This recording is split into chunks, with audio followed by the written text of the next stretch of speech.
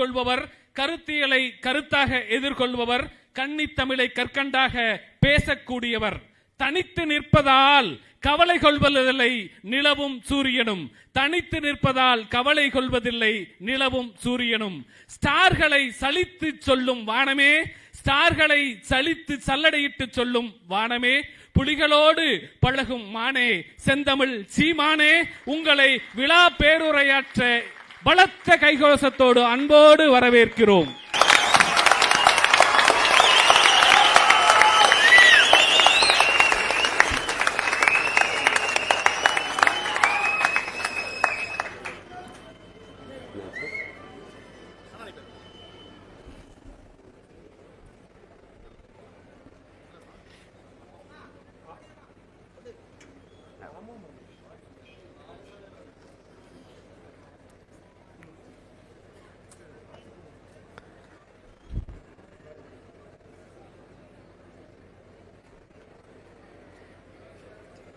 கருப்பண்ணன்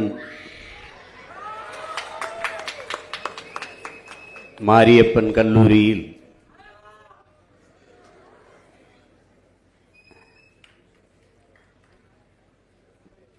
உணர்வு எழுச்சியோடு நடந்து கொண்டிருக்கிற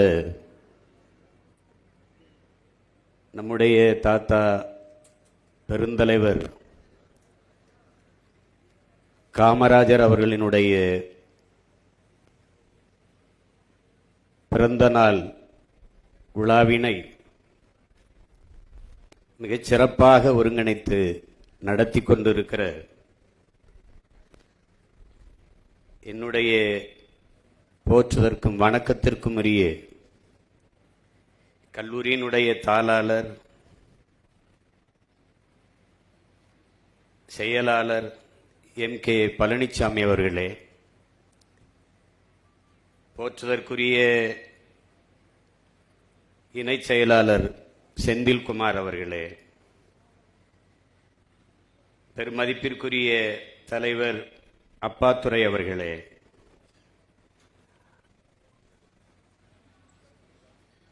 நாடார் மக்கள் முன்னேற்ற சங்க நிறுவன தலைவர், கல்லூரியினுடைய உறுப்பினர் பெருமதிப்பிற்குரிய பொன் விஸ்வநாதன் அவர்களே,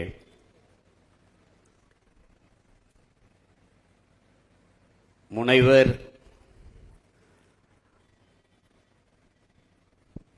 பேராசிரியர், நம் எல்லோருடைய அன்பிற்கும் பாசத்திற்கும் உரிய பெருந்தகை ஐயா ராஜாராம் அவர்களே, மேனாள் சிறைத்துறை துணைத் தலைவர், நம்முடைய அன்பிற்கும் பாசத்திற்கும் உரிய கருப்பண்ணன் DIG அவர்களே,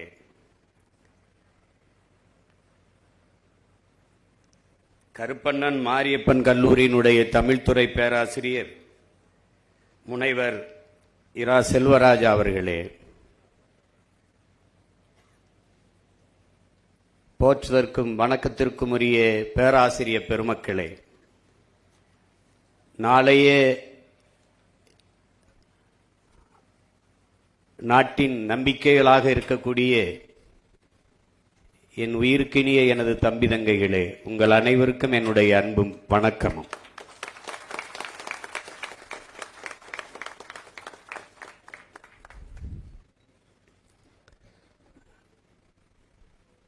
பெருந்தலைவர் பெருவிழாவிலே பேசிய நம்முடைய பெருமகனார் ராஜாராம் அவர்கள் நிறைய அரிய செய்திகளை நமக்கு அறிய தந்தார்கள்.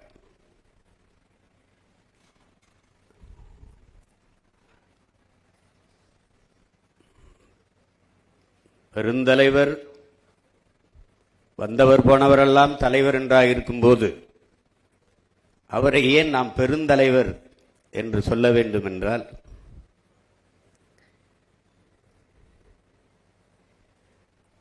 இதுவரை இந்த நிலம் கண்டிராத ஒரு மகத்தான மக்கள் தலைவன் நம்முடைய தாத்தா பெருந்தலைவர் காமராஜர் அவர்கள்.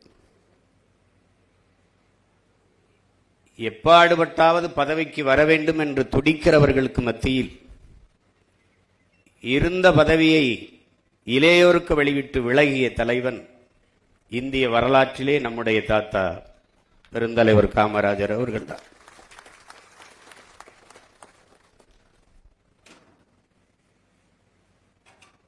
வரலாற்றில் அவருக்கு சில பக்கங்கள் இல்லை, வரலாறு முழுக்கவே அவர் பக்கம்தான். காமராஜ் என்பது ஒரு பெயர் சொல்லல்ல, அது தமிழ் பேரினத்தின் அரசியல் சரித்திரம் என்பதை என் அன்பு பிள்ளைகள் அறிய வேண்டும். காலத்தின் கடைசி கருணை காமராஜர் என்கிறார் நம்முடைய ஐயா கவியரசு கண்ணதாசன் அவர்கள். அப்படித்தான் என்ன தோணுகிறது, இத்தனை ஆண்டுகளில் அவரை போல ஒரு தலைவர் எவரும் வந்துவிட மாட்டாரா என்று நாம் இன்னும் ஏங்கி நிற்கிற நிலையில்தான் நாடு மக்களும் நிற்கும்.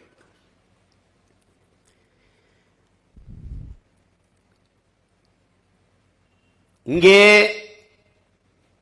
ஒரு பேரவலம் நிகழ்ந்து விட்டது பெருமக்களே, என் அன்பு தம்பி தங்கையில அருமை பிள்ளைகளே. இங்கே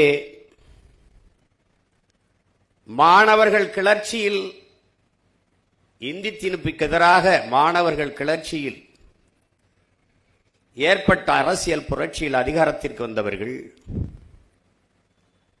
இதுபோல இன்னொரு மாணவர் கிளர்ச்சி இந்த மண்ணில் நிகழ்ந்துவிடக்கூடாது என்பதற்காக மாணவர்கள் அரசியல் பேசக்கூடாது என்று கொண்டு வந்தார். இறை வழிபாட்டை விமர்சித்த இவர்கள் திரை வழிபாட்டை போற்றினார்கள்.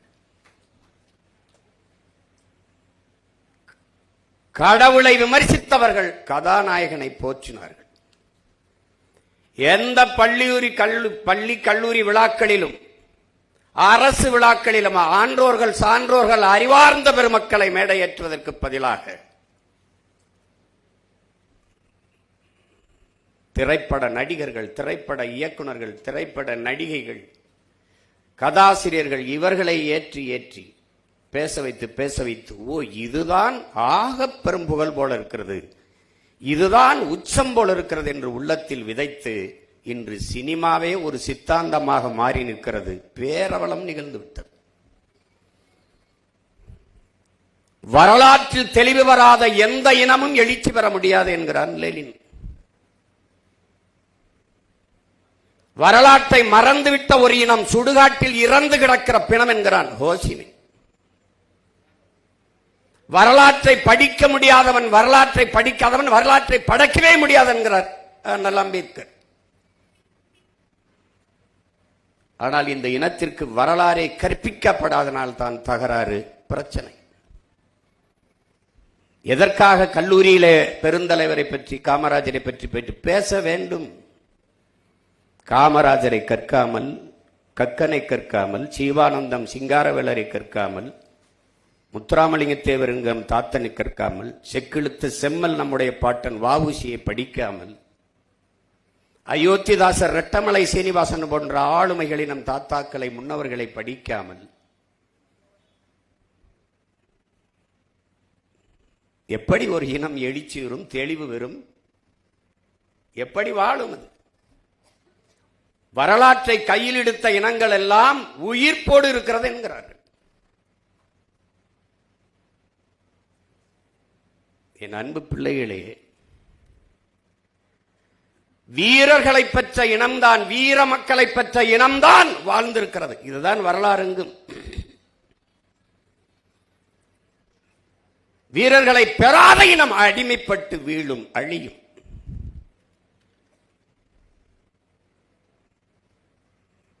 அப்படி வீர மக்களை அறிவார்ந்த, அறம் சார்ந்த, ஒழுக்கம் சார்ந்த தலைமுறையை வளர்த்தெடுத்தாமல் போனதின் தடுமாற்றம் இப்போது.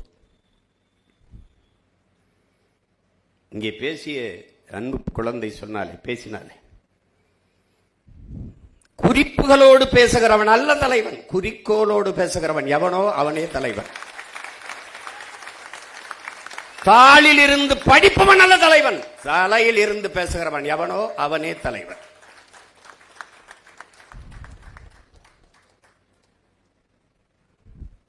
இந்த நாட்டில்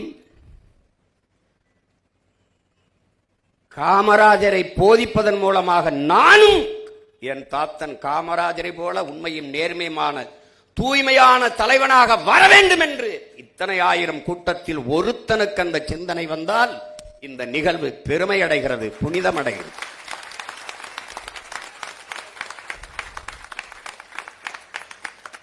இது சினிமா கதையல்ல, வசனமல்ல என் உடன் பிறந்தார்களே. இது ஒரு தேசிய இனத்தின் காயந்தோய்ந்த ரத்தம் சிந்திய கண்ணீர் நிறைந்த வரலாறு. அதை கவனத்தில் வச்சுக்கணும்.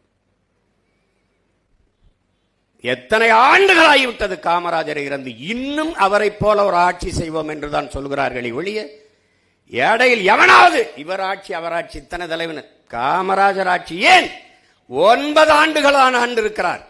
60 ஆண்டுகளாக ஆண்டவர்கள் ஆட்சியை எவனும் சான்று சொல்வதில்லை. வெறும் 9 ஆண்டுகள்.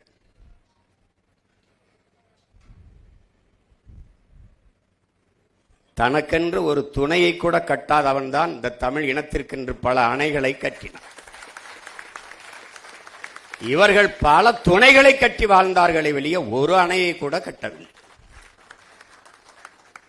மணிமுத்தாறில் ஒரு அணை, வைகையில் ஒரு அணை, வெண்ணாறில் அணை, எத்தனை அணைகள், ஆலியார் அணை.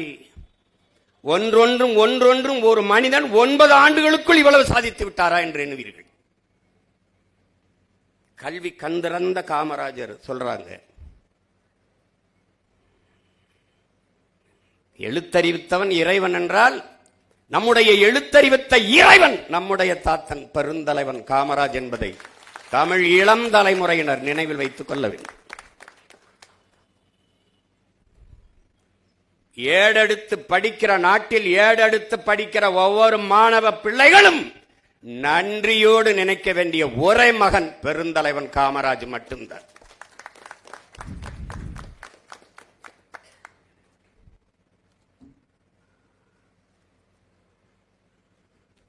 கண்ணுடையர் என்பார் கற்றார், கல்லாதார் முகத்திரண்டு புண்ணுடையருங்கிறார். கல்வியை கண்ணுங்கிறார். கண்ணில் என்ன கல்வி இல்லைன்னா கண்ணாலாத பார்வையற்றவனுக்கு ஒப்பானவன்கிறார். கற்றவருக்கு சென்ற இடமெல்லாம் சிறப்புங்கிறார் அவ்வை. ஒரு மன்னனுக்கு கூட அவன் நாட்டு ஆளுகிற அந்த எல்லைக்குள்ளதான் நாட்டுக்குள்ளதான் மதிப்பு இருக்கும். ஆனால் கற்றவனுக்கு சென்ற இடமெல்லாம் சிறப்பு இருக்கும்.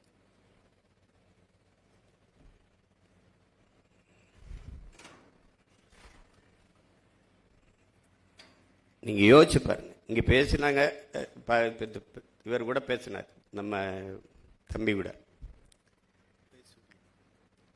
சூர்யா உதயசூரியன். கல்வி சிறந்த தமிழ்நாடு என்று பாரதி பாடினான். அவன் பாடி இறந்து 26 ஆண்டுகள் கழிச்சு தான் நாடே விடுதலை அடையுது. அதுக்கு பிறகுதான் தாத்தே முதலமைச்சராக ஆகிறான். அவன் வந்துதான் கல்வியில சிறக்குது. பாருங்க, எல்லாம் சொல்லிட்டாங்க எப்படி எல்லாம் படிக்க வச்சாரு, நம்மளை கல்வி கற்க வச்சாரு. கல்வியின் அவசியம் பாருங்க. அவன் ஏன் மகத்தான மாமனிதனா இருக்கிறான் பாருங்க.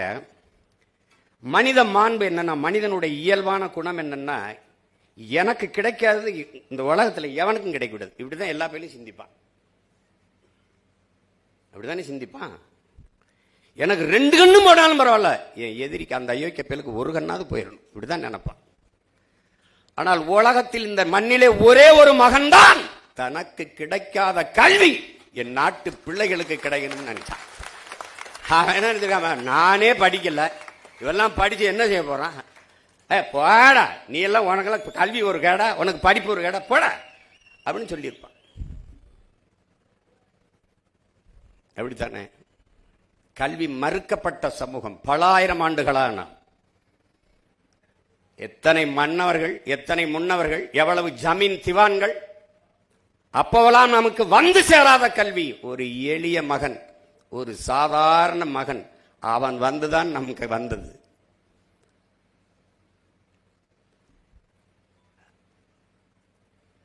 பாருங்க, நம் பாட்டன் கரிகாலன் கூட ஒரு அணை தான் கட்டினான். நம் தாத்தன் தான் தமிழ்நாடெங்கும் அணை கட்டினான்.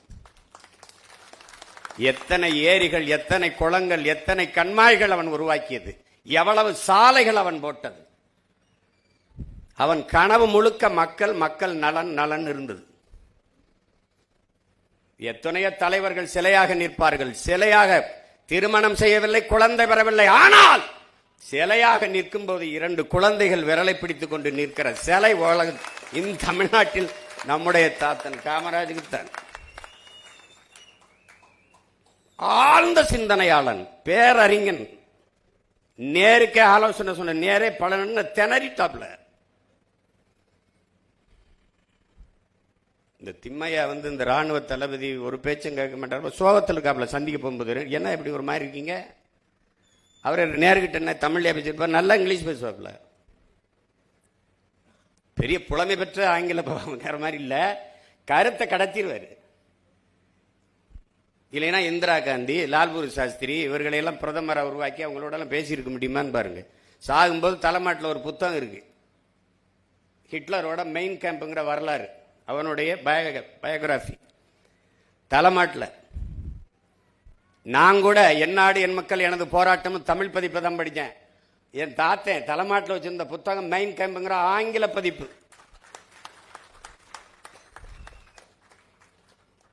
அப்போ நேரு குழம்பிட்டாப்ல, என்ன செய்யலாம் அப்படிங்கும்போது சொல்றாப்ல, என்ன உங்க பிரச்சனை அப்படின்னு. திம்மையா பேச்சு கேட்க மாட்டார, கிருஷ்ணமேனன் அந்த ஒரு ராணுவ அமைச்சர் பேச்சு கேட்காம பெரிய குழப்பமா இருக்கு காமராஜ். அப்படி அதுக்கு என்ன, அப்படியா ஒன்று செய்யலாம், ஒரு 2 மாசம் அவருக்கு விடுமுறை கொடுங்க, குடும்பத்தோட உலக நாடுகளுக்கு சுற்றுலா போயிட்டு வர சொல்லுங்க, எல்லா நாட்டு ராணுவத்துக்கும் போயிட்டு வரட்டும்.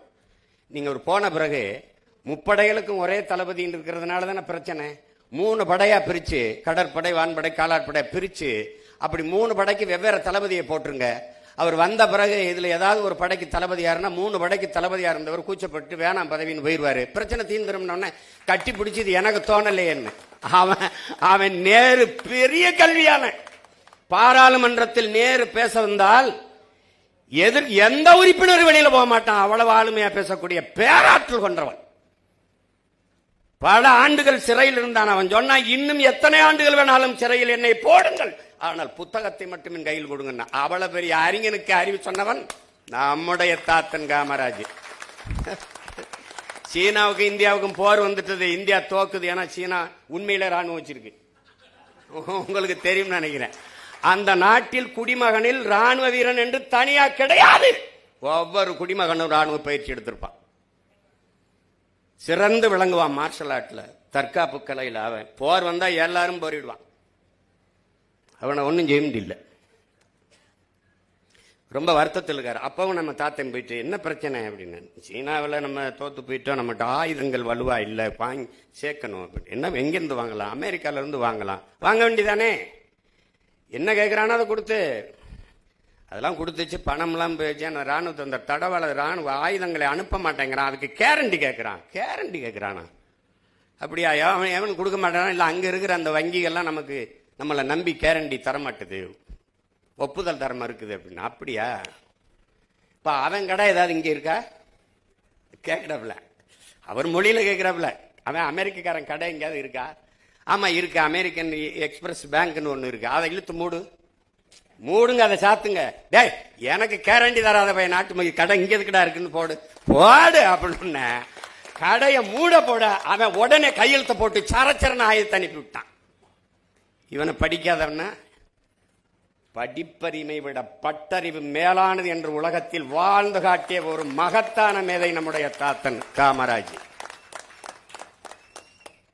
நீ நெருப்பு சுடும் சுடும் என்று படித்தாய், அவன் தொட்டு பார்த்து நெருப்பு சுடும் என்று உணர்ந்தவன்.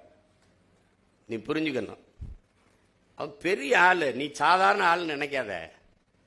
அவன் ஆளு எளிமையா இருந்தான் அப்படின்னு நினைக்கிறனால ஏதோ இதுதான் இருக்க அப்படின்ட்டு. பெரிய சிந்தனையாளன், பேரறிஞன். இதனால இங்க பாருங்க, மண்ணாங்கட்டின்னு ஒருத்தர்,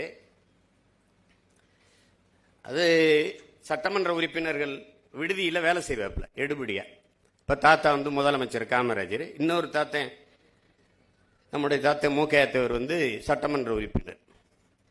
அவர் அறையில, சட்டமன்ற அறையில் ஒரு வேலை செஞ்சுக்கிட்டு இருக்காப்புல. இந்த மண்ணாங்கட்டி 8ஆம் வகுப்பு கூட படிக்காதவங்கெல்லாம் அரசு பணியிலிருந்து நீக்கிறார். சும்மா ஒரு இது பியூன் மாதிரி அரசு பணியிலிருந்து நீக்கிறாரு. அப்புறம் மண்ணாங்கட்டி ரொம்ப தடுமாறுறாரு. அவர் குடும்பம் அவரை நம்பிதான் இருக்கு, வேலை இல்லை, நம்ம படிக்கலையே, இப்ப என்ன பண்றாரு, அரசு வேலையிலிருந்து நீக்கி விட்டாரே அப்படின்னு. அவர் ரொம்ப புலம்புறாரு, போய் தாத்தா மூக்கையத்தவர்கிட்ட போய் குறை சொல்றாப்புல, இப்படி பண்ணிட்டாரு முதலமைச்சர் அப்படின்னு. போனை போடுறா அப்படின்னு சொல்றாப்புல. இவர் போனை போட்டுறாரு. நேர முதலமைச்சர் வீட்டுக்கு போட்டோன்னே யாராவது உதவியாளர்கள் எடுப்பாங்கன்னு நினைச்சுக்கிட்டு இருக்காங்க. அவரே எடுத்துறாப்புல, ஐயாவே எடுத்தவொன்னு. இவருக்கு என்ன சொல்றன்னு தெரியல. ஐயாவே எடுத்துட்டாரு அப்படின்னு. அப்ப கேள்றா, படிக்காத நீங்க முதலமைச்சரா இருக்கும்போது படிக்காத நான் பியூனா இருக்கக்கூடாதான்னு கேள்றா சொல்லி விட்டுறாப்ல. சொல்லி விட்டோன்னே இவர் கேட்டுவிட்டாப்ல. கேட்டோடனே இவர் என்ன சொல்றாரு, எடுத்தது காமராஜன் தெரியாம சொல்லிடுறாரு. ஐயாவை பேசுறாருன்னு தெரியல, இப்ப யாரோ பேசுறாங்க அப்படின்னு. போடுறா கேள்றா, படிக்காதவங்க காமராஜ் முதலமைச்சரா இருக்கும்போது படிக்காத நான் பியூனா இருக்க முடியாது, இருக்கக்கூடாதா அப்படின்னு கேள்றா அப்படின்னு கேட்டு போறாரு. கேட்டோடனே அப்படியா, நீங்க யார் பேசுறிய, ஆஹா அப்படின்னு வச்சுட்டு கொஞ்சம் அரை மணி நேரத்துல போலீஸ் வண்டி வந்து நிக்குது. மண்ணாங்கட்டிங்க யாரு அப்படின்னு பதறிட்டாப்ல. ஐயோ பெரிய பிரச்சனை ஆகி போச்சு அப்படின்ட்டு பதறினோடனே இவர் என்ன சொல்றாருல, நீ போடா, நீ முன்னாடி போடா, நான் வாரேன், முன்னாடி போ, நான் வாரேன் ஐயா, இப்படி என்னையா என்னை இப்படி தனியா விட்டு போடா, நான் வாரேன். அங்க போனா வாசல்ல நிக்குது ஒரு உருவம். வாங்க வாங்க, நீங்க தான் மண்ணாங்கட்டியா, வாங்க வாங்க வாங்க, உட்காருங்க உட்காருங்க. நான் ஒரு தப்பு பண்ணிவிட்டேன். அந்த ஜியோல அரசாணையில இனிமேல் 8ஆம் வகுப்புக்கு கீழே படித்தவர்களுக்கு வேலை இல்லைன்னு போட்டிருக்கணும். அது தவறு பண்ணிவிட்டேன். ஆமா, உங்களுக்கு 2 பொம்பளை பிள்ளைகளாமே, அது கேள்விப்பட்டேன். அதுக்குள்ள விசாரிச்சு வச்சிருந்திருக்கான் பாருங்க ஒரு தலைவன். அவன் வரக்குன்னா யாரு மண்ணாங்கட்டி, அவன் வாழ்க்கை வரலாறு பூரா வாசிச்சு வச்சவொடனே உங்களுக்கு வேலை இருக்கு, உங்க வீட்டுக்கு அழைச்சி சொல்லிருங்க, எல்லாம் வருத்தத்தில் இருப்பாங்க, சாப்பிட்டு இருக்க மாதிரி தெரியல, இந்தாங்க காசு விடு, சாப்பிட்டு வீட்டுக்கு காசு சாப்பாடை கொண்டு கொடுங்க சொல்லு, போயிட்டு வாங்க. இதனாலதான் அவன் பெருந்தலைவன் ஆகிட்டான். உங்களுக்கு புரியுதுன்னு நினைக்கிறேன். தன்னை அந்த கேள்வி கேட்டா, அடா அயோக்கிய பயல, இன்னைக்கு கைது பண்ணி ஒதுக்கி போட்டிருப்பான், குண்டாசுல கூட போடுவான். உங்களுக்கு புரியுது இல்ல? இவன் தான் பாருங்க, சொந்த நாட்டுல ஓட்டு கேட்க வரும்போது ஒருத்தனையும் குட்டி வர்றதில்ல, சும்மா வர்றது. இப்ப அப்படி வர்றதில்லை, எல்லாம் பாதுகாப்பா ஏதோ போட்டுக்கிட்டு வர்றாங்க, எல்லாம் பண்றாங்க. சாதாரணமா இருப்பான். முதலமைச்சரான ஒய் பிரிவு, இசட்டு பிரிவு, புரோட்டோக்கால், ஆட்டுக்கால்லாம் கேட்டுட்டு இருப்பான். நம்ம ஆளுக்கு முன்னாடி ஒரு வண்டி ஓடுது, வங்கின்னு, ஏது என்ன சத்தம் கேட்கிறாப்ல. ஐயா போலீஸ் பாதுகாப்புன்னு. ஏன் நிறுத்த சொல்லு, இங்க வாப்பா, வண்டியை கொண்டு வாப்பா. நான் என்ன செத்தா போயிட்டேன், முன்னாடி சங்குதிட்டு போற, இங்க வாப்பா. இல்லையா பாதுகாப்பு, என்னையா பாகிஸ்தான்லயா போறேன், சொந்த நாட்டுல போறேன், போப்பா, தெண்ட செலவு கொண்டு போய் நிறுத்துப்பா, போப்பா அப்படி. அவன் தலைவன். ஒரு தலைவனே தன் உயிருக்கு பயந்தா நாட்டு மக்களை யாரா காப்பாத்துறது? நான் என்கிட்ட கேட்பாங்க, உங்களுக்கு பாதுகாப்பு, நான் தாண்டா அந்த நாட்டுக்கே பாதுகாப்பு, எனக்கு எதுக்குடா பாதுகாப்பு? என் மக்களுக்கு யாரா பாதுகாப்பாப்போ? யார் என்னை கொல்லுவா? பாருங்க, இப்படி வாழ்ந்த ஒரு தலைவர், இப்படி எல்லாம் வாழ்ந்திருப்பாரா ஒருத்தன்? நீங்க கற்பனை கூட செய்ய முடியாது. உட்கார்ந்து ஒரு கதாசிரியன் திரைக்கதை எழுதினா கூட இவ்வளவு இப்படி ஒரு கதாநாயகனை நீங்க உருவாக்க முடியாது. அப்படி வாழ்ந்து காட்டிட்டவன். ஒரு 2 நிகழ்வு இல்ல, பேசிக்கிட்டே இருக்கலாம். உங்களுக்கு பசி நேரம் ஆயிடுச்சு. நீங்க இன்னொன்னு கவனிக்கணும், ஒரு எப்படிப்பட்ட ஆள்னு பாருங்க, எவ்வளவு நகைச்சுவையான ஆள்னு பாருங்க. ஒரு இதுக்கு போறாப்ல, திருவண்ணாமலையில தெல்லூர்னு ஒரு இடத்துல கூட்டம் நடக்குது. கூட்டத்தில் பொதுக்கூட்டத்தில் பேசிட்டு இருக்கிறப்பல பேச ஆரம்பிக்கிறாரு. எனக்கு பல தடவை இப்படி பழி வாங்கியிருக்காங்க, மைக்கு சொதப்புது. அது நம்ம 100 கூட்டம் பேசுற இடத்துல 2வது இதுல தொண்டையை பிடிச்சிக்கிறோம். அப்புறம் கரபுரன்னு ஐயா எம்ஆர்றத மாதிரி பேசிட்டு இருக்கணும். இவர் என்ன பண்றாரு, மைக்கு, யாரு நீயா, இங்க வா, என்ன இப்படி மைக்க வச்சிருக்க, இங்க வா, இந்த ஆளு மைக் சரியில்லை, இனிமே யாராவது இவன்ட்ட மைக் செட் எடுக்காதீங்க, மேடை இல்ல தராப்ல, மைக் செட் எடுக்காதீப்பா அப்படின்னு. அந்த ஆளு பதறி போய், ஆத்தாடி ஐயாவுக்கு இப்படி சுதப்பிருச்சுன்னு அவசரமா சரி செஞ்சு இது பண்ணோடனே மறுபடியும் பேசுறாப்ல. கொஞ்சம் நல்லா பேசிருச்சு. பேசி முடிச்சோடனே அவர் மூஞ்ச பாக்குறாரு, பரிதாபம் வந்தோடனே, இங்க வாண்ணே மேடைக்கு, அப்படி வா. இந்த ஆளு பாருங்க கெட்டிக்காரன், சிறாப்ல பாருங்க, பேசாத மைக்க கூட பேச வச்சுட்டான் பத்தியலா. அதனால இனிமே இவரே கூப்பிடுங்க, எல்லாத்துக்கும் இவர் மைக் செட்டை எடுங்கன்றாப்ல. பாதிக்கப்பட்டுருவானா? உங்களுக்கு புரியுதா? அப்படி பாதிக்கப்பட்டுருவானா? எப்படி மண்ணாங்கட்டிக்கோ அப்படி. அப்புறம் ஒரு இதுக்கு போறாப்ல, இங்கன்னா இது தஞ்சாவூருக்கு சுத்தி பார்த்துட்டு வராப்ல. தஞ்சாவூர் பயணம் போயிட்டு வரும்போது ஒரு பழங்கால கோயில், அந்த கோயில் நல்லா கட்டியிருக்கு, பழங்கால கோயில். எத்தனை ஆண்டுகளுக்கு முன்னாடி கட்டினதுன்னு தெரியல, யாருக்கும் யார் கட்டியிருப்பான்னு தெரியல. அப்போ நிற்கிற அதிகாரிகள்ட்டெல்லாம் கேட்குறாரு, இது யார் கட்டியிருப்பா, கட்டினது ஏதாவது அடையாளம் இருக்கா, கல்வெட்டில் ஏதாவது பேர் இருக்கானா? அதிகாரிகளுக்கு தெரியல, உள்ளூர்காரனுக்கு தெரியல, ரொம்ப நாள் வாழ்ந்தவனுக்கும் தெரியல, எவனுக்கும் தெரியல. இவ்வளவு காலமாக இருக்கிற இவ்வளோ பெரிய கோயிலை கட்டினவன் பேர் தெரியல, ஒரு மாதம் கூட ஒழுங்காக எரியாத அந்த டீப் லைட்டுக்கு உபயம் யாருன்னு எழுதி வச்சிருக்கான். ஒரு மாதம் கூட ஒழுங்காக எரியாது, அது இந்த டியூப் லைட்டை போட்டவன் பேர் எழுதி வச்சிருப்பான். புரியுதா அவங்களுக்கு? அன்னைக்கு இத்தனை அணைகளை கட்டினவன் நம்ம தாத்தன் ஒரு இடத்துல காமராஜ் கட்டியதுன்னு போடல. இன்னைக்கு கக்கூஸ் கட்டினவன் பேர் கூட இருக்கு. அது பார்த்தீங்களா? ஐயா ஐயா, நீங்க சென்னை வண்ணாரப்பேட்டையில் கூட்டம் நடக்குது, மேடையில் பேசிட்டு திரும்பி வராங்க ஐயா. வரும்போது நடுவன் தொடர் வண்டி நிலையம், அது சென்ட்ரல் ரயில்வே ஸ்டேஷன் பக்கத்தில் வண்டி போகுது. ஏன் இந்த பக்கம் தான் திருப்புற, வண்டியை எங்கே கொண்டு போற அப்படின்னா, அது வேகமாக ஓடி போய் விக்டோரியா நினைவரங்கத்திட்ட மெமோரி ஹால்கிட்ட போய் போகுது, திரும்பி போகுது நிற்கும்போது, ஏன் இந்த பக்கமாக சுற்றி வர, நீ போக்குவரத்து விதியைத்தானே பின்பற்றிருக்கணும். ஐயா இரவு 10 மணி ஆயிடுச்சுன்னா ஐயா கூட்டம் இருக்காதியா, நம்ம வாட்டுக்கு வேகமாக விறுவிறுன்னு போயிடலாம் இல்லையா. ஆள் இருந்தாலும் இல்லைனாலும் எது போக்குவரத்து விதியோ அதை தான் நீங்கள் கடைப்பிடிக்கணும். முதலமைச்சரா இருக்க நம்மளே கடைப்பிடிக்கலன்னா அப்ப நாடு மக்கள் எப்படி சரியா கடைப்பிடிப்பான்? இன்னைக்கெல்லாம் முதலமைச்சர் பிள்ளைக்கு நடு ரோட்ல ஓட்டப்பந்தயம் வைக்குது, இங்கிட்டு ஓடுது அங்கிட்டு ஓடுது, சைக்கிள் ஓட்டுறாங்க. நான் எல்லாம் படுற பாடு, என் வீட்டு பக்கத்துல தான் இவங்க எல்லாரும் வீடு இருக்கு. இந்த கிளம்பி வர்றதுக்கு முன்னாடி சாலையில கயிறை கட்டி போலீஸ் 2000 பேர் நின்றுக்கிட்டு, இங்கிட்டு போகாத அங்கிட்டு போகாத. என்னைய பார்த்தோம் நான், பிளீஸ் என்ன செய்வான்னு தெரியலையே அப்படின்ட்டு, போய் தொலைங்கடா, என்னத்தே ஓட்டி தொலைங்கடா. கொடுமை. அப்போலாம் நான் தாத்தனை நினைச்சுப்பேன், இந்த பைத்தியக்கார மாதிரி உனக்கு வாழ தெரியல, என்னத்துக்கு இப்படி இருந்தா நீ, கதர் சட்டை கட்டிக்கிட்டு சும்மா ஒரு கடைசி வரை சன்னியாசியா வந்து செத்து போனாப்புல. என்ன பண்றது சொல்லுங்க. அப்புறம் எப்படி சிந்திக்கிறாரு பாருங்க. ஒரு பட விழாவுக்கு கூட்டி போயிடுறாங்க, தொடக்க விழாவுக்கு. அவருக்கு போனதில்லை. அவரு ஐயா நடிகர் தலைவர் சிவாஜி மேல இருந்த அன்புல போயிட்டாருன்னு நினைக்கிறேன். அங்க போயிட்டு, எனக்கு இந்த சினிமாலாம் ஒன்றும் தெரியாதே, கூப்பிட்டாங்கன்னு வந்துட்டேன், கை ராசிக்காரன் அதெல்லாம் நான் ஒரு ராசிக்காரன் இல்லை. கேட்டேன் படத்துக்கு பேர் என்னன்னு, பார்த்தால் பசி தீரும்னாங்க. பார்த்தா எப்படி பசி தீரும்னு ரொம்ப நேரமா வரும்போது யோசிச்சுக்கிட்டே வந்தேன். ஆனா இப்ப தெரியுது, இவ்வளவு பேர் வேலை செய்யறாங்க, நடிக்கிறாங்க, எடுக்கிற படத்தை நீங்கெல்லாம் பார்த்தா அவங்க பசி தீரும். அது சரியாத்தான் வச்சிருக்கான் பேர. அவர் அதாவது அப்படி ஒரு தலைவனை நீங்க ஒரு சிற்பிகிட்ட கொடுத்து கூட செதுக்க முடியாது. சிவகாமியால மட்டும்தான் செதுக்க முடியும். குருசாமி சிவகாமியால தான் செதுக்க முடியும். நீங்க அது சொல்லி முடிக்க முடியாத ஒரு. இதுல இருந்து என்ன நீங்க தெரிஞ்சுக்கணும்னா, ஒரு தலைவன் ஒரு தவம் போல இருந்து இந்த நாட்டை ஆட்சி செஞ்சிருக்கான். 9 ஆண்டுகள்ல இந்த நாட்டை மிகப்பெரிய உயரத்துக்கு கொண்டு போய் சேர்த்திருக்கான்.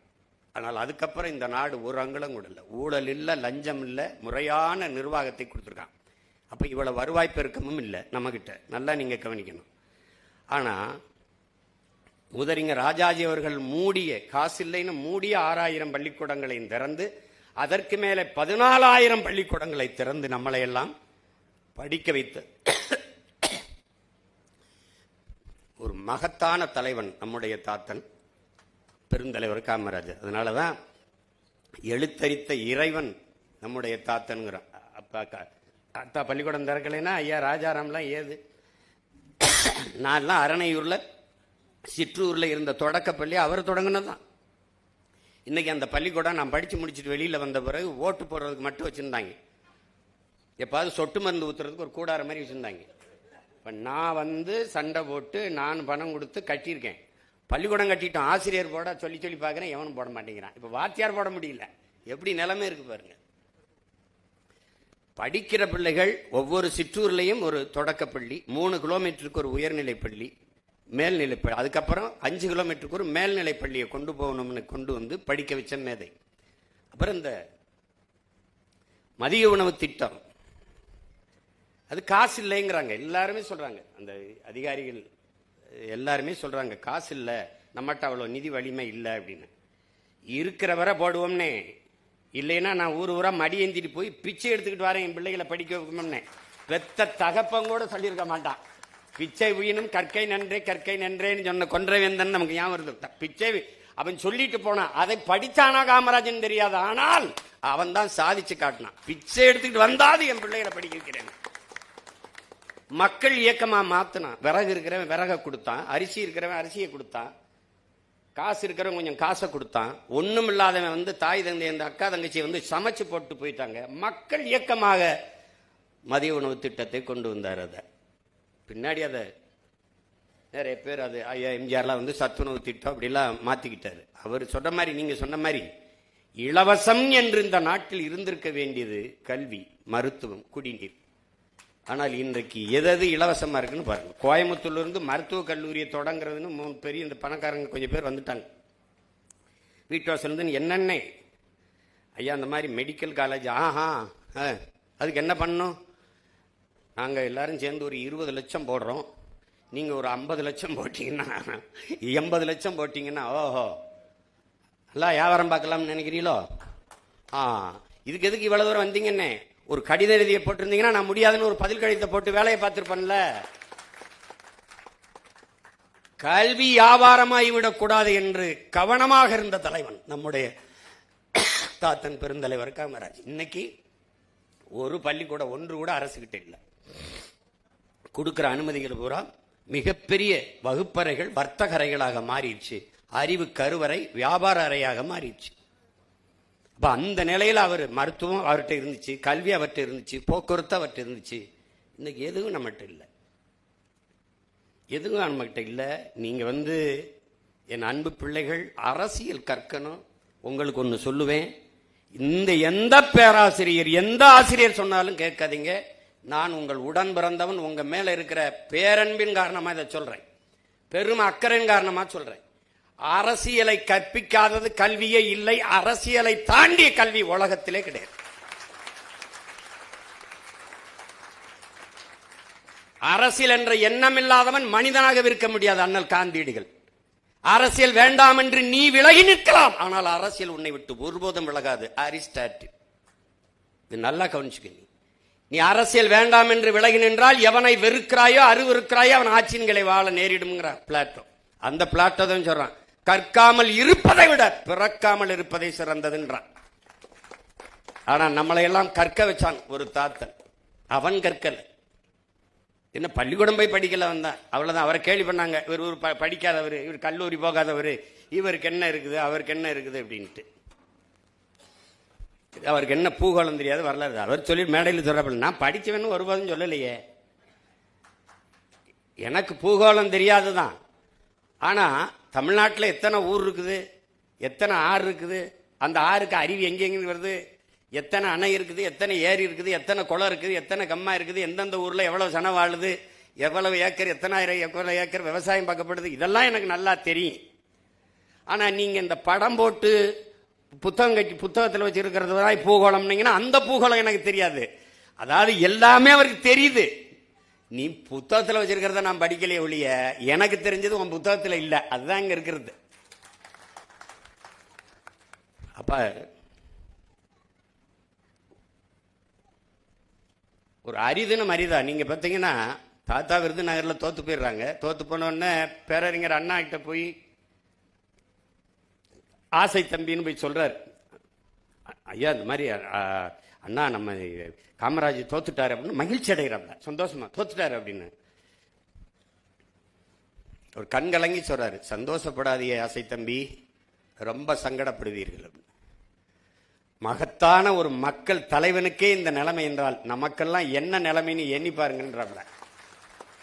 இன்னும் ஒரு கட்சி தலைவருடைய, அவரை எதிர்த்து தான் அரசியல் செஞ்சிருக்காரு, அந்த கட்சி தலைவரின் தோல்விக்கு வருந்துகிறார் பேரறிஞர் அண்ணா அவர்கள்.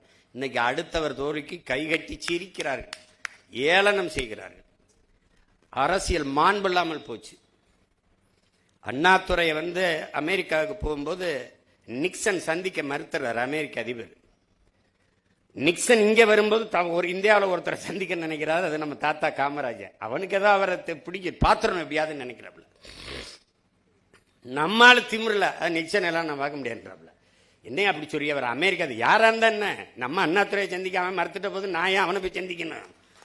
எப்படி பாருங்க, அண்ணாதுரை சந்திக்கலையா, நம்மளை சந்திக்கிறாரா, வெறுப்புக்காவது அவரை சந்திப்போம்னு நினைச்சு சந்திக்கிறாள் இன்னைக்கு இருக்கு.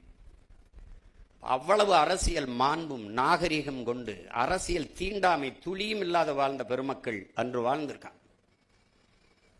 அதனால மகத்தான தலைவர்கள்லாம் இந்த மண்ணில் வாழ்ந்திருக்கிறாங்க. அதுல நீங்க வரலாற்றில் காமராஜர்லாம் இன்னைக்கு பாடமாக இருக்குதா, படிக்க முடியுதான்னா எனக்கு தெரியல. நீங்க வள்ளுவத்தை திருக்குறளே படிக்க கற்பிக்க ஆள் இல்லை. இப்ப ரொம்ப கடினம்தான் நாட்டு நிலைமை. ஆனால் இதுக்கு ஒரு காலம் வரும், காலம் வரும்ல. பெருந்தலைவர் ஆட்சி மீண்டும் வரணும்னாலும் அவன் பேரன் ஆட்சி வந்தாதான் வரும். அது இல்லைன்னா கஷ்டம். படம் இல்ல காமராஜ் எங்களுக்கு, படம் இல்லை எங்களுக்கு, படிப்பினை பாடம் வரலாற்று பெருந்தடம் எங்களுக்கு காமராஜ். அது சிலை இல்ல, எங்கள் ஆழ்மனதில் ஒவ்வொரு நொடியும் கொதிக்கிற உலை. அது உலை, அதை நீங்க புரிஞ்சுக்கணும். சும்மா ஏதோ வருஷத்துக்கு ஒரு தடவை மாலை போட்டு கும்பிட்டு போற கூட்டம் இல்ல இது. அவன் என்ன செஞ்சான், அவன் நேர்வழி தடத்தில் பயணிச்சு இந்த நாட்டையும் மக்களையும் நல்வழிப்படுத்துவது ஒன்றுதான் கனவா இருக்கணும். அது இன்றைய தலைமுறை தமிழ் பிள்ளைகளுக்கு தேடி தேடி படிங்க, படிங்க. நீங்க பாடத்தை மட்டும் படித்தா அதுதான் அறிவு நினைச்சீங்கன்னா கஷ்டம். அதான் அது கஷ்டம், அது ரொம்ப கடினம். அதை தாண்டிய கல்வி இருக்குது, அதை படிக்கணும். இன்னைக்கு சூழியல், அறிவு, பொருளியல் இதெல்லாம் நீங்க படிக்கணும். அரசியல் என்பதை ஒரு வாழ்வியல் என்று நீங்கள் உணருங்க. அறிவியல் புவியியல் போல வாழ்வியல். ஏன் அதை சொல்ற அண்ணே? உங்கள் வாழ்வில் பிறப்பிலிருந்து இறப்பு வரை அனைத்தையும் தீர்மானிப்பது அரசு. அந்த அரசை தீர்மானிப்பது அரசியல். அந்த அரசியலை நாம சரியா பண்ணல அப்படின்னா தடுமாறிடும். அதனால நீங்க என்ன படிக்கணும், அதுக்கு என்ன வேலை, அதுக்கு என்ன சம்பளம், அந்த வேலையை நீங்க எங்க பார்க்கணும், எல்லாத்தையும் அரசு தான் தீர்மானிக்குது. பிறப்பு சான்றிதழிலிருந்து இறப்பு சான்றிதழ் பெறுகிற வரை தீர்மானிப்பது அரசியல். அந்த அரசியலை கற்றுக்கொள்ளுங்கள், அதில் ஆழ்ந்த அறிவு தெளிவு பெறுங்கள். இல்லை என்றால் நாட்டை நீங்கள் நல்வழிப்படுத்த முடியாது. ஒரு பதறு சமூகமாக நாம் மாறிப்போம். இப்ப நமக்கு எந்த பெருமையும் வெளியில போய் சொல்ல முடியாது. நாங்கள்லாம் சேர சோழ பாண்டிய வம்சம், நாங்கள்லாம் தெரியுமா, எங்களுக்கு உலகத்துக்கு பொதுமறை தந்தவன், எங்களை போல ஆகச் செழுமையான இலக்கிய வளம் கொண்ட இனத்தை உலக வரலாற்றில் காட்டுங்கள். அதெல்லாம் ஒன்றும் பேச முடியாது, ஒரு பெருமையும் பேச முடியாது. நீ இப்ப இருக்கிற நிலைமையில நீங்கள அதெல்லாம் நீங்களடா அப்படின்னு.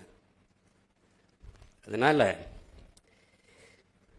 இத மறுபடியும் சொல்வேன், தமிழர் என்றொரு இனம் உண்டு, தனித்தே அவருக்கு ஒரு குணம் உண்டு. அமிழ்தம் அவரது மொழியாம், அன்பே அவரது வழியாம் நம்முடைய தாத்தன் நாமக்கல் கவிஞன் பாடுறான். தமிழன் என்ற ஒரு இனம் உண்டு, தனித்தே அவருக்கு ஒரு குணம் உண்டு. மானமும் வீரமும் அவருக்கு உயிரென்று உலகத்திற்கு காட்டியவன் என் உயிர் தலைவன் மேதகுவே பிரபாகரன் அவர்.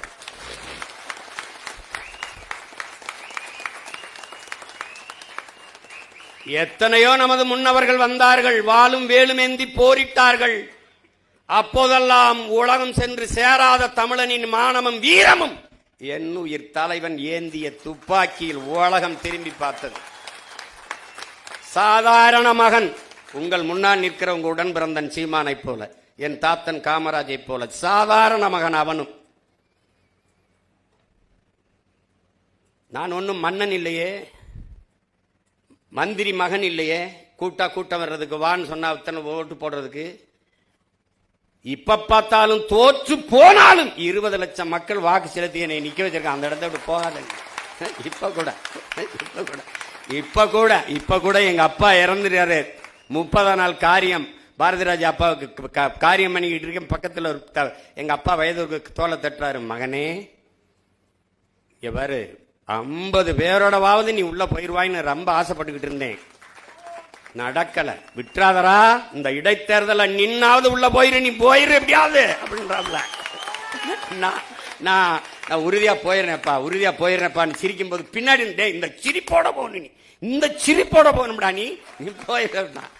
அதனால சாதாரண மகன் இந்த மண்ணிலே நம்முடைய பாட்டன், வரலாற்றில் பெருமை மிக்க குறியீடா இருக்கிற பாட்டன் தீரன் சின்னமலை. அவன் மன்னன் வாரிசுலாம் கிடையாது, மந்திரிலாம் கிடையாது. விவசாய குடும்பத்தில் ஒரு மகன் வாடான்னா வந்தான் படைக்கு. அது மாதிரி என் தலைவன் மந்திரி மகனோ அது கிடையாது, வாடானா நாட்டு விடுதலைக்கு சாகணும் வந்தான். அது மாதிரி தான் நான் வாடானம் இனத்தின் விடுதலைக்கு, மொழி விடுதலைக்கு நான் வர்றேன். அதனால என் அன்பு தம்பி தங்கைகளுக்கு சொல்லுவேன், இவங்கெல்லாம் அது எங்க ஐயா கூட பேசும்போது, ராஜாராம் ஐயா கடைசியா முடிக்கும்போது, அரசியல் பேசக்கூடாது. நம்ம பாட்டியுடைய மரணத்துக்கு காசு இல்லாம இருந்தார். அதை சொல்ல வர்றதுக்கு அரசியல் பேசக்கூடாது, அரசியல் வேண்டாம் என்பதே ஆகப்பெரிய அரசியல். அதை கவனிச்சுக்கணும் நீங்க. அதை பேசாதனாலதான் இவ்வளவு பெரிய வீழ்ச்சியை நம்ம சந்திச்சிருக்கோம். அதை கவனமா இருக்கணும். அரசியல் நம் இதய துடிப்பு போல இருக்கணும். ஒவ்வொரு பிள்ளைக்கும் இருக்கணும். சும்மா வருஷம் நின்று ஓட்டு போடுறது மட்டும்தான் நினைக்காது. 5 வருஷத்துக்கு ஒரு தடவை வரும். நல்ல கல்லூரி தேடி படிக்கணும், நல்ல ஆசிரியர்கிட்ட படிக்கணும், நல்ல பொண்ணு பார்த்து கட்டணும், நல்ல மாப்பிள்ளை பார்த்து பொண்ணை கொடுக்கணும், எல்லாம் கொடுக்கணும். நாட்டை ஆளுகிற தலைவனுக்கு அவர் குடிப்பாரா, அவர் நல்லவரா, அதெல்லாம் இல்லை. பொண்ணை கொடுக்கறதுக்கு அவ்வளவு யோசிக்கிற, மண்ணை கொடுக்கறதுக்கு யோசிக்கிறது இல்லை, டாக்குன்னு கொடுத்துருக்க. அதனால எவ்வளவு பிரச்சனைகள் வரும் நீ பாரு. இன்னொரு 4 வருஷம் கழிச்சு என்னை தேடி வருவே அவர், ஒவ்வொருத்தரா கூப்பிடுவா அவர், ஏப்பா அதனால கொண்டு வாப்பா அப்படின்னு. உனக்கு குடிக்க தண்ணி வச்சிருக்கிய, போத்தல்ல குடிக்கிற, இது யாரோடது? இது குடிக்கிற தரத்தில் இருக்குன்னு மருத்துவ சான்றிதழ் தந்தவன். சரி நான் குடிச்சிட்டேன், இங்க சுத்தி இருக்கிற காக்க, குருவி, கொக்கு, மைனாலாம் என்ன பண்ணும்? ஏதாவது யோசிச்சிருக்கியா? இதே பெருந்துறையில் 26-28 கிலோமீட்டருக்கு நிலத்தடி நீரை எடுத்து குடிக்காதே, யுரேனியம் கலந்துருச்சு, குடிக்கிற திறன்ல இல்ல, தண்ணி நஞ்சாயிருச்சுங்கிறான். இந்த சிப்காட வளர்ச்சின்னு சொன்னவன் அவன் மட்டும் சிக்கனான்னு வச்சுக்கோங்க, அதுக்குள்ளே வச்சு கொளுத்தி விட்டுருவேன். இப்ப என்னடா டே, நான் ஒரே ஒரு கேள்வியை உங்ககிட்ட சொல்றேன், உங்ககிட்ட கேட்கிறேன், உங்க அண்ணன் கேட்கிறேன். தொழிற்சாலை வளர்ச்சி என்று சொன்னீர்கள், சிப்காடு வளர்ச்சி, அது வளர்ச்சி, இது வளர்ச்சி என்றீர்கள். சரி, எல்லாம் வளர்ச்சி என்றால், இந்த சிப்காடு வளர்ச்சி என்றால், அப்புறம் எதுக்கு எங்க ஆத்தாவுக்கு 2500 கொடுக்கிற? வேலை வாய்ப்பு வரும், எல்லோருக்கும் வேலை வாய்ப்பு வரும் என்றால், வேலை இல்லாத இளைஞனுக்கு எதற்காக 4000 கொடுக்கிற? என்ன வளர்ச்சி இது? அப்ப வளரல. நீங்க வந்து இப்ப உங்ககிட்ட கேட்கிறேன், ஜல் ஜீவன் ஒரு திட்டம் வருது, மத்திய அரசு தண்ணி கொடுக்குது. தண்ணி டெல்லியில இருந்து கொண்டு வருமா, இங்க இருந்து கொண்டு வரும்? இங்க இருந்தானே எடுத்து கொடுக்கும். ஏன் மண்ணில் இருந்து என் மக்களுக்கு தண்ணி எடுத்து கொடுக்கறதுக்கு நீ எதுக்கு வராங்க? எதுக்கு வர? இந்த சூயஸ்ங்கிறவன் யாரு? அவன் யாரு? இதெல்லாம் படிக்கணும், நீ படிக்கணும், தயவு செய்து படிக்கணும். ஐயா நக்கீரன் எழுதுன நீர் எழுத்து படிக்கணும். அண்ணன் சொன்னதுக்காக அந்த புத்தகத்தை வாங்கி படிக்கணும். சின்ன புத்தகம் தான், ரொம்ப படிக்காத, 10 பக்கத்திலே எல்லா செய்தி வந்துடும். அவன் அந்த அயோக்கிய பிரான்ஸ்ல இருந்து போய் உலக வங்கியில கடன் வாங்குது, அந்த பொலிவியா 250 கோடி. அதுக்கு அவன் சொல்றது, இவனுக்கிட்ட உன் நதியை கொடுன்றான். சரி, நதியை தானே கேட்கிறான், என்ன பண்ண போறான்னு கொடுத்துறான். அவன் அதுல இருந்து நதியிலிருந்து தண்ணி எடுக்காத, விவசாயத்துக்கு பயன்படுத்தாத, ஒரு சொட்டு தண்ணி உனக்கு உரிமை இல்லை, நதி என்னதுன்றான். கடைசி அவன் கொடுக்கறதான் தண்ணி, அவன் சொல்றதான் காசு. என்ன ஆயிடுச்சு? பல ஆண்டுகள் ஸ்டெர்லைட்டுக்கு எதிராக அப்படி போராடணுமா, அப்படி போராடி ஒரு வங்கி பணியாளன் வேலையை விட்டுட்டு போய் போராடி துப்பாக்கி சுள்ள செத்து நாட்டில் பெரிய புரட்சி வெடிச்சு விரட்டி விட்டாங்க. அந்த பெட்ரோல் நேரம் எங்க வந்தான்? தமிழ்நாட்டுக்கு வந்தான், கோவைக்கு வந்தான், சூயஸ்ன்னு வந்தான், பேரை மாத்திக்கிட்டு வந்தான். என்னுடைய பவானி ஆத்து தண்ணீரை எடுத்து கொடுக்கறதுக்கு இவன் யாரா? 3150 கோடி அது காசை கொடுத்துட்டு வர்றான். 3150 காசை கொடுத்து நமக்கு இந்த தண்ணி எடுத்து கொடுக்கறதுக்கு இந்த தனியார் நிறுவனத்துக்கு ஆசையா? சொல்லு பாப்போம். ஒரு நாள் நீ தவிச்சு நிப்ப, பசிச்சு நிப்ப, வேலை வெல்லாம வீதியில் நிற்கும் போது நீ அண்ணனை கவனிப்ப. நீ இப்ப நான் பேசுறதெல்லாம் உனக்கு வேடிக்கையா இருக்கும். நீ ஆடு மாடு வளர்க்கறத அரசு பணியா மாற்றுவோம்னா சிரிக்கிற. ஆனா வீட்டில் போய் தயிர், மோர், பால்லாம் நல்லா குடிக்கிற. வேலை வாய்ப்பு இல்ல. அப்ப ஆடு மாடு மேய்ப்பதையும் வேளாண்மை செய்வதையும் அரசு பணியாக மாற்றிக்கொள்வோம். அப்ப கூடுதல் வேலை வாய்ப்பு வந்துருது. அவ்வளவுதானே? நீ ஐஏஎஸ் ஆகிறேன் போய்க்க, ஐபிஎஸ் ஆகிறேன் போய்க்க, டாக்டர் ஆகும் போய்க்க. முடியாதவன் இங்க வாடா தம்பி. ஒன்ன நீங்க கவனிச்சுக்கணும், என் புள்ள பேசினால அது நான் சொன்னதுதான். உன் செல்போன்ல எத்தனை ஜி வரலாம், ஆனா கஞ்சி விவசாயி நான் தான் ஊத்தணும். நீ சாப்ட்வேர் இன்ஜினியர், சாப்ட்வேர்ல வேலை செய்யலாம், சாப்பிட்டு போய் தான் வேலை செய்யணும். சாப்ட்வேர் இண்டஸ்ட்ரியின் பிதாமகனா இருக்கிற பில்கேட்ஸ் 2,76,000 ஏக்கர்ல விவசாயம் பண்றான். இன்னைக்கு அமேசான் பிரேம் வீடியோ இருக்குல்ல, அதனுடைய உரிமையாளன் பல லட்சக்கணக்கான ஏக்கரில் விவசாயம் செய்யறான். ஏன்? நிலையான பொருளாதாரம், எல்லோருக்கும் வேலை வாய்ப்பு அங்கதான் இருக்குன்னு நினைக்கிறான். பாலின் சந்தை மதிப்பு தமிழ்நாட்டின் 3 லட்சம் கோடி, சாராய சந்தை 50,000 கோடி. அன்னைக்கு நம்ம இவ்வளவு நலத்திட்டத்தை நிறைவேற்றிய தாத்தன் ஒரு சொட்டு மதுவை நாட்டில் வச்சிருந்தானா சொல்லு? இவன் கள்ளுக்கடை கூட திறக்கல, ஒத்துக்கல்ல. இந்த படத்தை வேணா போட்டு பாரு, ஒரு காட்சி இருக்கு. அந்த அம்மா வந்து ஐயான்னு பிள்ளையோட அழும். இந்த அம்மா யாரு, என்ன ஏன் எழுதுறமா சொல்லு? ஐயா, என் புருஷனை போலீஸ் பிடிச்சி, சும்மா ஏமா பிடிச்சிட்டு போச்சு? அம்மா சாராயங்க சின்னாரு. யார் இருந்தா இந்த பிள்ளை இந்த அம்மா உள்ள விட்டுதாரு, போமா போமா போமா அப்படின்னு. ஐயா தெரியாம காய்ச்சிட்டாரு, போமாங்கிட்டு. ஒரு கொலகாரப்பைய கூட ஒரு தாலியத்தான் இருப்பான். உன் புருஷன் செஞ்ச வேலைக்கு ஊர் தாலியாமலாம் அறுத்து போடுவாங்க, போமாங்கிட்டு அப்படின்றாப்ப. இவன் ஏன்டா அந்த டாஸ்மார்க்க மூடலைன்னா கள்ளச்சாராயம் வந்துரும்ன்றான். எவ்வளவு பெரிய ஐயோக்கியத்தனம். அப்புறம் அதுக்கு போலீஸ், அதுக்கப்புறம் நிர்வாகம், இது வந்துடும் அது போயிரும் சொன்னா எப்படி இருக்கு? இப்படியா பேசுறது? 5 வயசு பிள்ளைய கற்பழிச்சிடறான், 60 வயசு அம்மாவையும் கற்பழிச்சிடறான். அப்ப விபச்சார விடுதியை திறந்து விட்டுரும் சொன்னா எப்படி இருக்கும்? செருப்புகள் தேடிக்க மாட்டேன். அப்ப நீ கள்ளச்சாராயம் வந்துருங்கிறதுக்காக திறந்து விடுறேன்னா கட்டுப்படுத்துறா. உங்க உடன் பிறந்தவன் முதலமைச்சர் நாற்காலியில உட்கார்ந்தா ஒரு சொட்டு போத, ஒரு கள்ளச்சாராயம், ஒருத்த மது, கஞ்சா, பான்பராக்கு, சிகரெட்டு, குட்கா வித்துறான்னு சொல்லு. நோக்கம் இருக்கு, இருக்க கூடாது, இருக்காது. லஞ்சம் கொடுக்காதேன்னு சொல்ற மகன் இல்ல நான். லஞ்சம் வாங்கின தூக்கிட்டேன், அந்த இடத்துல உன்னை பண்ணிட்டு இருக்க மாட்டேன், தூக்கிட்டேன். நான் ஏன் கொடுக்காதேன்னு சொல்லணும்? என்ன அதிகாரிகள் யாரும் வாங்க கூடாது. வாங்கினா சஸ்பென்ஸ் கிடையாது, ஸ்பாட் டிஸ்மிஸ் தான். பணியிலே இருக்க மாட்டா, தூக்கிடுவேன், அவ்வளவுதான். உன் சர்டிபிகேட் டிஸ்குவால் வேலிட் ஆயிரும். உன் சர்டிபிகேட்டை மதிப்பிழக்க செஞ்சு விட்டுருவேன். ஒழுங்கா இருக்கணும். இதெல்லாம் தன்னலமற்ற அன்பான சர்வாதிகாரியால தான் ஆள முடியும். அப்படி ஒரு தலைமை இருந்தானா அவன் தான் என் தாத்தன் காமராஜ். ஆலியாறு டேமை கட்டணும், தண்ணி எடுத்துட்டு வரணும். கேரளாவில் தண்ணி கிடக்கு, 3 கிலோமீட்டர் மலையை குடைஞ்சு இங்க கொண்டு வந்தா தான் வரும். அப்ப இந்த கனாலை வெட்டணும், மலைக்குள்ள குடையணும். அப்ப இன்னைக்கு இருக்கிற நுட்பம் இல்லை. அப்ப என்ன செய்யறது? மனித ஆற்றல் தான். அதை வச்சுக்கிட்டு இன்னைக்கு மாதிரி ரொம்ப வச்சு இது வச்சு டக்கு டக்குன்னு இல்லை, நாட்டு வெடி கொண்டு கடப்பாறை கோடாரி வச்சுதான் குத்தி போகணும். அப்ப உள்ள ஆளுங்க அனுப்புறாரு, தெரியும் அவருக்கு. வெளியில வந்தா பணம், இல்லைன்னா பணம். ஆனா தெரியும் வழி இல்லை. அனுப்பி இன்னைக்கு திறந்து பல லட்சக்கணக்கான ஏக்கர் ஆழியார் அந்த அணை பாசனத்துல வாழுதுன்னா அவன் செஞ்சதான். அது தன்னலமற்ற சர்வாதிகாரம். வைகை அணையை கட்டணும், 20 கிராமத்தை வெளியேற்றணும், கத்துவான் மக்கள். ஆனா இன்னைக்கு பல லட்சக்கணக்கான ஏக்கர், பல 100 கிராமங்கள் வாழுது என்றால் அவன் செஞ்ச தன்னலமற்ற அன்பான சர்வாதிகார ஆட்சியால தான். அப்படி ஒருத்தனால தான் செதுக்க முடியும், இல்லைன்னா ஒண்ணும் பண்ண முடியாது. நீங்க அவன் ஓட்டு போடாம போயிடுவான். போட்டா போட்டும், போடலைன்னா போட்டும் இருந்தாதான் அவன் சரியா வரும். நீ சமரசம் செஞ்சினா ஒன்னும் செய்ய முடியாது. அந்த நேர்மை அவர்கிட்ட இருந்தது, சாதிச்சாரு. செய்யணும் நினைச்சாரு, செஞ்சாப்ல. அப்ப எத்தனை சாதனைகளை செஞ்சாருன்னு நினைக்கிறேன் நீ? அவர் அதெல்லாம் என் பிள்ளைகள் கற்றுக்கொள்ளணும். ஆகச்சிறந்த கல்வி அரசியல் தான் என்பதை புரிந்து கொள்ளணும். இவங்க பாடம் நடத்துவாங்க, ஆசிரியர். இது இப்ப தன்னாட்சி அதிகாரம் பெற்ற கல்லூரின்னு இதெல்லாம் தீர்மானிச்சது யாரு? ஐஏஎஸ் எங்க வேலை பார்க்கணும், இந்த மருத்துவக் கல்லூரிக்கு டீன் யாரு, இதுக்கு யாரு ஐபிஎஸ், இதையெல்லாம் தூக்கி தூக்கி போடுறவன், அங்க போடுறவன் இங்க போடுறவன் யாரு? நாட்டை ஆளுகிற தலைவன். அந்த தலைவன் சரியில்லைன்னா இது எல்லாமே சரியில்லாம போயிடும். அப்ப நீ அந்த தலைவனை தேர்வு செய்யற பணியில நீ சரியா இருந்துடணும். அதுதான் முக்கியம்.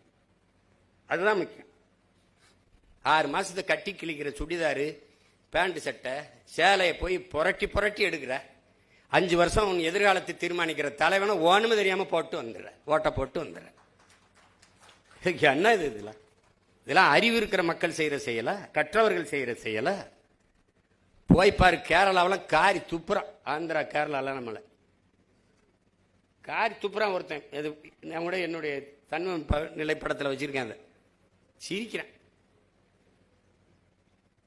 அதனால என் அன்பு பிள்ளைகளுக்கு சொல்லுவேன், ஒரு பெருமைமிக்க விழா. இது ஒரு அரிய வாய்ப்பு உங்களுக்கு.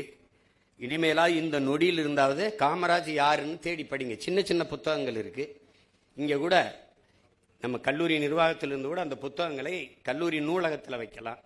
அதோடு நம்முடைய இன முன்னோர்களின் வரலாறை சிறு சிறு முக்கிய செய்திகளை தொகுத்து தொகுத்து கொடுக்கலாம். அது சம்பந்தமாக மாணவர்களே பட்டிமன்றம் எப்படி இந்த பச்சை பிள்ளை இப்படி பேசுனா அது மாதிரி பேச வச்சு நம்முடைய பிள்ளைகளை தர்க்க அறிவை தடையின்றி பேசுகிற ஆற்றலை அதை கொண்டு வரணும். அதை கொண்டு வர்றதுக்கு வளர்த்து எடுக்கணும். அப்படிலாம் நாங்கள்லாம் இல்லைன்னா இன்னைக்கு ஐயா ராஜாராம் மாதிரி நம்ம சிறைத்துறை அதிகாரி மாதிரியான ஆட்கள் எப்படி வந்திருக்க முடியும்?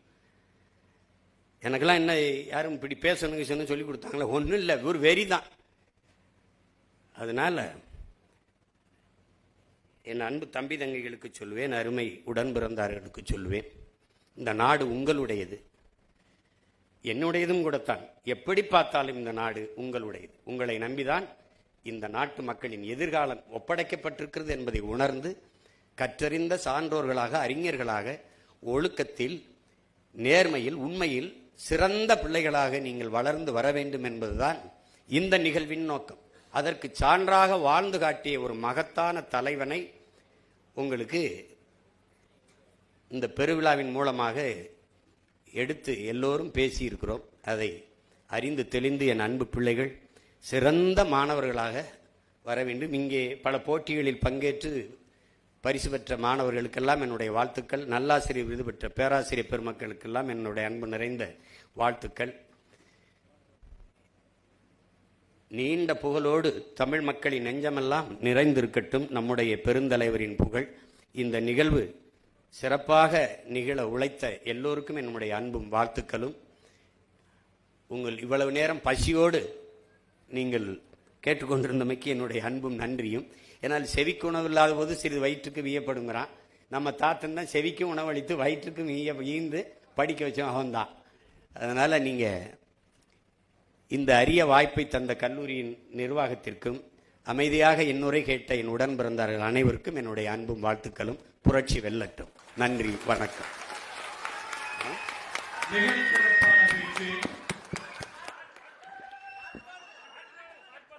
உங்களுடைய பாடலுக்கு, அதாவது திரைப்படத்தில் வந்த பாடலை எல்லோரும் மறந்திருக்கும். ஒரு சில பாடல்களை மட்டும் ஒரு கோரிக்கையாக, வேண்டுகோளாக ரசிகர்கள், மாணவர்கள் இருக்கிறார்கள். சூரியவம்சத்தில் ஒரு பாட்டு, நல்ல பாட்டு இருக்கும். அது உங்கள் மனதுக்கு தோன்றக்கூடிய பாடலை கூட நீங்கள் பாடலாம். அதை எத்தனை தடவை பாடுறது? அனைவரும் அப்புறமா கூட கேட்டுக்கொள்கிறோம்.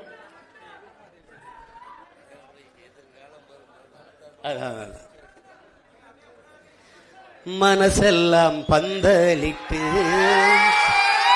மல்லிக்கொடியா விட்ட உசுருக்குள் கோயில் கட்டி ஒன்ன கொழு வச்சு கொண்டாடினே. மழை பெஞ்சா தானே மண் வாசம், ஒன்னு நினைச்சாலே பூவாசந்தான். மலமேல் விளக்காய் ஏற்றி வைப்பேன், உன்னை படம்போல் மனசில் ஏற்றி வைப்பேன். இவ்வளவு நேரம் நான் பேசுறது எதுவும் உங்க மனசுல நிக்கல.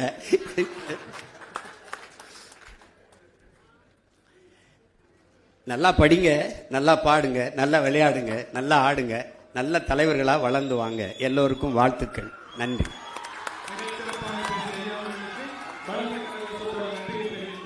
இந்த அழகிய தருணத்தில் நம்முடைய கல்லூரியினுடைய உறுப்பினரும் நாடார் மக்கள் முன்னேற்ற கழகத்தினுடைய நிறுவனருமான பொன் விஸ்வநாதன் ஐயா அவர்கள் நம்முடைய சிறப்பு விருந்தினருக்கு காட்டு தனிக்காரன் என்ற புத்தகத்தையும் பொன்னாடையும் போட்டி கௌரவிக்கிறார்.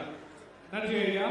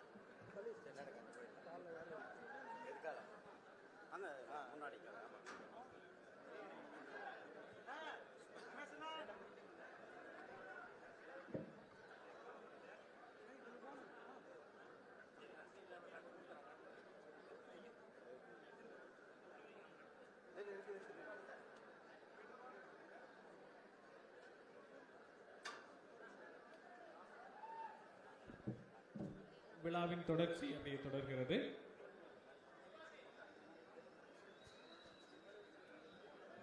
அப்படியே போகுது.